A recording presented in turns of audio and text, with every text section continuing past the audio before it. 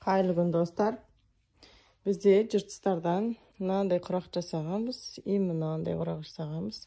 Солардан қалған маталардан мынандай блоктарды құрай салдық. Қазір осыларды бір-біріне қалай қосу керек екенін сіздерге көрсетеміз. Мынау бір көстек болып шығады. Ол үшін бізге инелер керек. Так, блоктарды бір-біріне құрастырамыз. Суреттерін көріп аласыздар, қалай келтіріп. Көріп тұрсаңыздар, мына бұрыштарды мен төртеуі бірдей ұқсас болып тұр. Сол үшін бір-біріне былай төрт жағына келтірдім. Екі жасылды екі жағына. Мына сарылар, бір-біріне сарылар келіп тұр. Соларды осылай қойдым. Мынау өзінен ерекше болып тұр. Оны ортасына қойдым, мыналарға кішкене сәйкестіріп. Енді оны қалай бір-біріне қосамыз? Екі жағын, мысалы, мына ортасын тігетін болсақ, екі жағын тігіп аласыздар. Инемен түйреп алыңыздар, бірінші рет тігетін қыздар болса. Екі жақ шетін және ортасын түйреп аламыз. Кейін екінші жағын да сүйтеміз.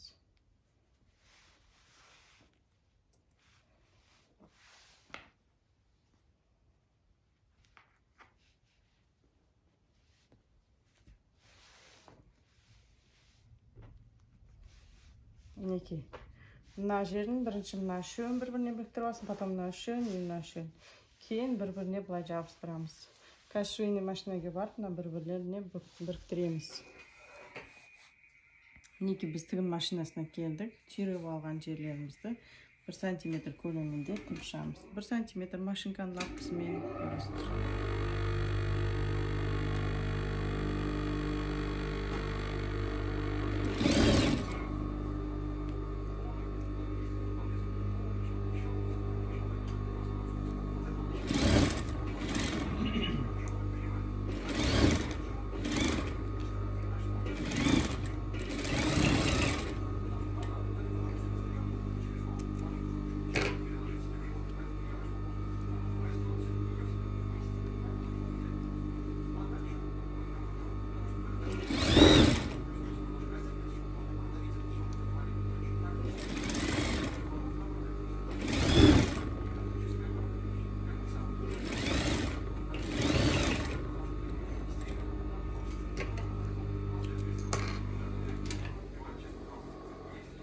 Мінекей осылай 3 блокты бір-біріне біріктіреміз.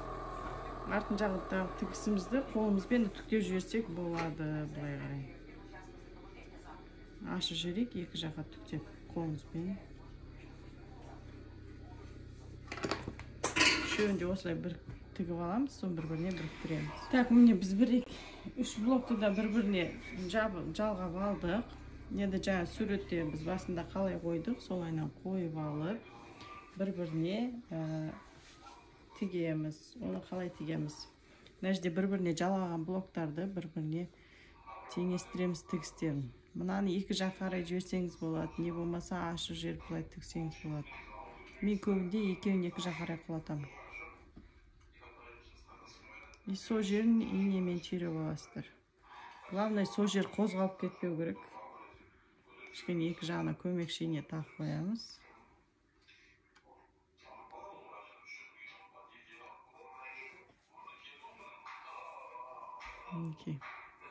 Екінші жағында солаймен тура.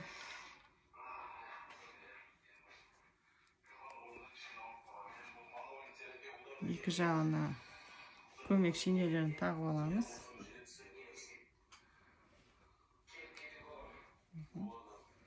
Мінекей.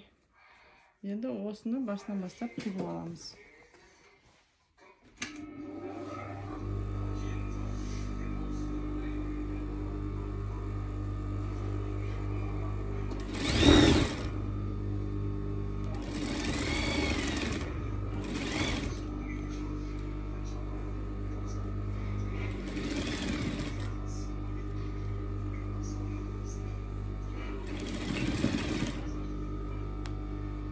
Екеуінің ортасына нетеміз, қайта-қайта ар-бер жүріп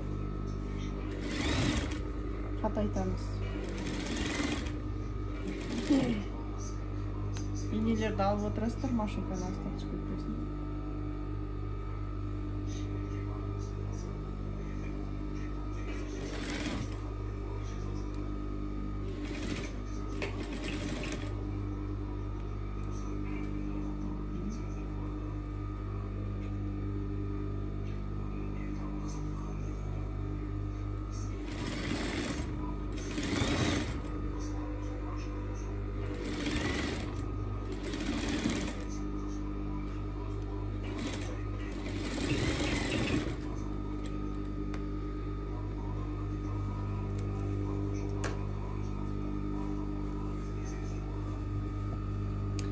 жаңағыдай артын қолмен екі жағына қарай құлатып ашып жіберсеңіздер болады.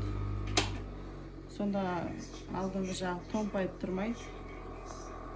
Қолмен ақырын үтіктеп жіберсеңіздер болады. Жоғары жағынан былай ұстап отырып. Үтікпен үтіктесеңіз, мына түктері құлап қалуы мүмкін, некрасиво болып қалады. Мына үстіңгі жағынан қарайсыздар, артық жіптерін бәрін кесіп тастаңыздар. Мына жерде де былай, мына түйіскен жерін қолмен ашып жіберу керек. Кішкене басып жібересіздер, өзі формасын ұстап қалады. Енді мына үшінші жағын жабыстырамыз. Оны да тура осылайынан, мына бұрыштар мына жерге келу керек болады. Тура міне бұрышты бұрышқа келтіреміз. Енесін түйрейсіздер. Мына жерде тура бұрышты бұрышқа келтіреміз. Тігісті тігіске келтіреміз. Екі жағына көмекші енелер түйреп аламыз.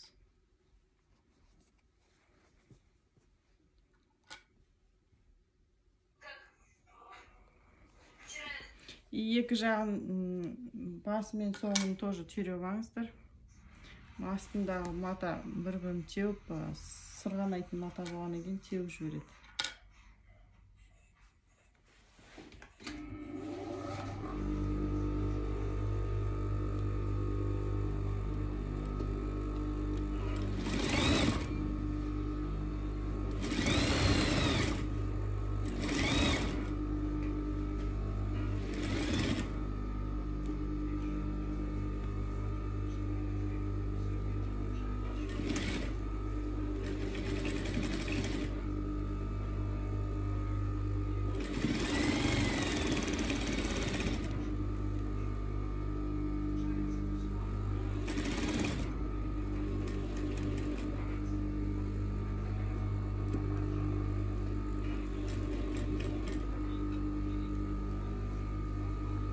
Тігісі қалыңдап кетті, артына сызғышты бірден кейін бүйтіп қойып жүрсеңіздер болады.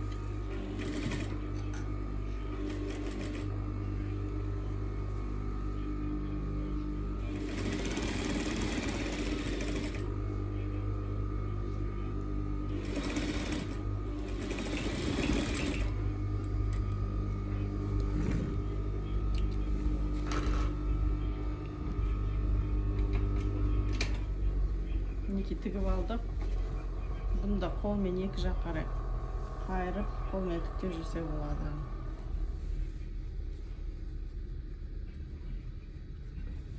Жақ қарай ашып, үстіңгі жағынан да бұлай қойып, жақ қарай құлатып, басып жіберіңіздер. Өзі формасын ұстап қалады. Так, міне біз тігіп алдық. Әдемі болды, бір-бірінен еткенмен. Кішкене мына жер ғана қызыл цвет болып тұр. Осылайынан цветтерін келтіріп жасай берсеңіздер болады. Енді бұның шетіне суларын тігу керек. Бөстек болсын, төр көрпе болсын. Осылайынан істей бересіздер. Мынандайдан, например, мынау бізде қазір 9 штук. Сіздер осындайдан 4-еу жасасаңыздар болады, осы сіздерге бір көрпе шығар. Мынаның размері қазір бізде 50 болып тұр. 50-де 50. Қазір мен оған менде кішкене мынандай маталар бар, дайын. Мынаны шеттер көріп тұрсаңыздар, бәрі жасыл болып тұр. Қазір жасыл қойсам, ол онша болмай қалатын сияқты. Көрмей қалады. Соң үшін болмаса, ортасына кішкентай сары қосып жіберсеңіз болады. Мен көбінесе төр көрпелер тіккен кезде сары қосып жіберем. Енді бар былай істеп жүрем. Мына жаққа да былай сары, жасыл. Кәдімгідей дәу көрпе болайын деп тұр сонда. Или болмаса сразу басқа цвет жасай берсеңіздер болады. Мына жердегі бар цветтердің біреуін істеп жүрсеңіздер болады. Жасыл жақсырақ сияқты. Сол үшін қазір мен бірінші сарыны жасаймын. Сарын енді осындай дәу қылмаймын. Кішкене былай қарай жетеді, кішкентай ғана. Содан кейін барып уже жасылын қоямын. Қазір оны тігеміз. Мінекей біз тігін машинкамызға келдік. Жаңа сарын қалтыра беретін болдым.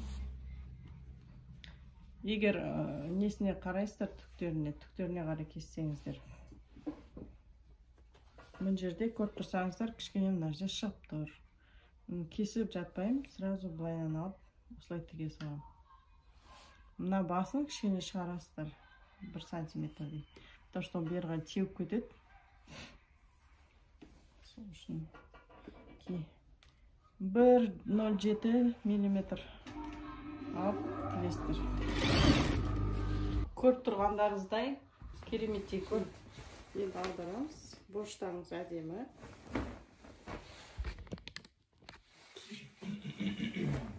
Осындай әдемі көрпе болып шықты.